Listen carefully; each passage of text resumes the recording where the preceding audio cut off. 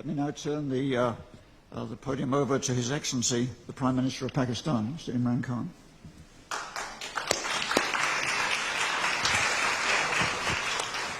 Bismillah ar-Rahman ar-Rahim. First of all, I'd like to say that I feel proud. I'm sitting with a statesman of our times, Dr. Mahathir Mohamad, who I respect, and I admire the way he has transformed Malaysia. And especially that he came back at this young age to fight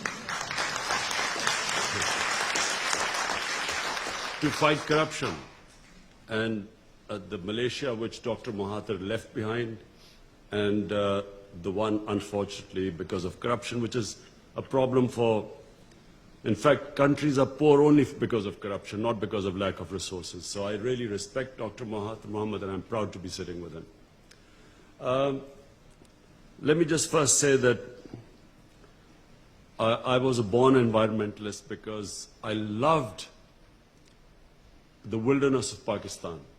We have the most unique mountain wilderness in the world because half of the world's highest peaks are in Pakistan. And so I grew up on trekking, and all our summer vacations were always spent in the Himalayas and in the mountains.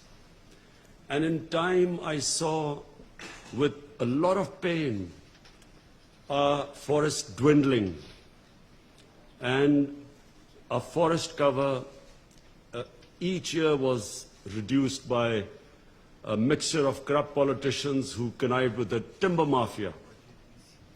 And, you know, when Dr. Mahathir quoted the figures of the Malaysian forest cover, I'm embarrassed to say we are left with one of the smallest percentage of forest cover in Pakistan. So when my party won an election 6 years ago in the province of Pakhtunkhwa, we decided that we would do something which no other Pakistani government had ever done.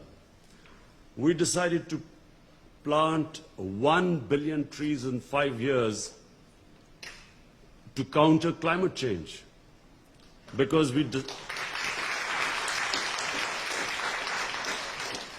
Pakistan happens to be, unfortunately, in the top 10 countries most vulnerable to climate change. The water, 80% of the water in our rivers comes from our glaciers. And because of global warming, our glaciers are melting at a faster rate than we hear of glaciers, for instance, on the poles. In fact, the Swiss Prime Minister was telling me that their glaciers are also melting, but in Pakistan and India as well, Himalayas, Karakoram and these big ranges, the Hindu Kush, the glaciers are melting at a faster rate. So the only thing we can do, because Pakistan contributes hardly anything to emissions of greenhouse gases. The rich countries who are really responsible should really help countries like Pakistan and other countries which are now trying to compensate for the damage done by these greenhouse gas emissions. So this global warming affects us, and if as the glaciers keep receding, the whole, not just the Indus Basin, but the two great river systems, the Ganges Basin in India, the future for hundreds of millions of people is going to be affected. So we tried our best. In a province, we planted 1 billion trees. No one thought it would be possible. But we used a unique method, and I must commend our team, which was involved in this planting of 1 billion trees. We enlisted local communities, women who would be living in mountain areas. We paid them money to grow nurseries. And then young men also living in mountain communities, we hired them as guards to protect as the saplings grew. So it was one of the most successful campaigns acknowledged by WWF, by World Economic Forum, by Bond Challenge. We planted 1.1 billion trees in 5 years. So now, when my party won elections a year ago, we became even more ambitious, and we have given ourselves a target of 10 billion trees. So in the next 5 years, we hope to plant 10 billion trees in Pakistan to counter the effects of climate change. And we are going to use the same method of employing people in remote communities. We are going to pay women especially to grow nurseries in remote villages, and then hire young boys from the communities as guards to protect the trees, like we've done in KP province.